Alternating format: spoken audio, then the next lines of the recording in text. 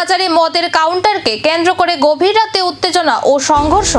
শুক্রবার গভীর রাতে তেলিয়ামুড়া বাজারে একদল মদ্যপ যুবকের উচ্ছৃঙ্খল আচরণকে কেন্দ্র করে উত্তেজনা ছড়িয়ে পড়ে। স্থানীয়দের সঙ্গে বাক বিতণ্ডা থেকে হাতাহাতির ঘটনাও ঘটে। এতে উভয় পক্ষের কয়েকজন আহত হন বলে জানা গেছে। খবর পেয়ে দ্রুত ঘটনাস্থলে পৌঁছে পুলিশ পরিস্থিতি নিয়ন্ত্রণে আনতে মৃদু লাঠিচার্জ করা হয়। 4 যুবককে আটক করা হয় এবং TR01CG 0445 নম্বরের একটি মারুতি ইকো গাড়িও জব্দ করা হয়। ঘটনার কারণ খতিয়ে দেখছে পুলিশ। ঘটনার পর শনিবার তেলিয়ামুড়া বাজারের বিভিন্ন মদের কাউন্টারে বিশেষ অভিযান চালায় পুলিশ। তল্লাশি চালিয়ে সংশ্লিষ্টদের সতর্ক করা হয়। যদিও অভিযানের খবর পেয়ে কয়েকজন এলাকা ছেড়ে চলে যায় বলে জানা গেছে। তেলিয়ামুড়া থানার ওসি জয়ন্ত কুমার জানিয়েছেন, শহরের আইন শৃঙ্খলা বজায় রাখতে এ ধরনের অভিযান ভবিষ্যতেও চলবে। জনশৃঙ্খলা নষ্ট করলে আইনানুগ ব্যবস্থা নেওয়া হবে বলেও তিনি সতর্ক করেন।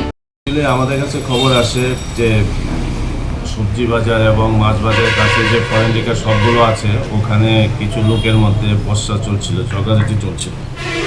একদমই আমাদের নাইট পার্টি বাজারে ছিল, ওখানে গিয়ে ওদেরকে আয়ত্ত আনার চেষ্টা করে, কিন্তু শেষ পর্যন্ত যারা ওখানে অ্যাকচুয়ালি মনে হয় ড্রাঙ্কেন কন্ডিশনে ছিল, যা নিয়ে বাজারের কিছু ব্যবসায়ীর সঙ্গেও ঝগড়াঝাটি হয়ে যায়।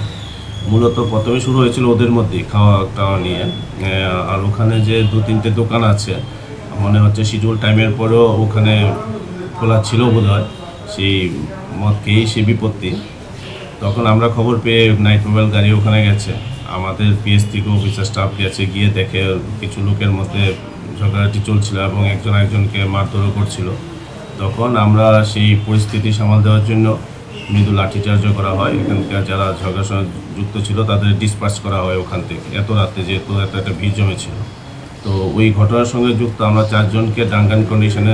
এই অভিযানের পর কি কমবে বাজারে উচ্ছৃঙ্খলতা, নাকি আবারও ফিরবে একই চিত্র?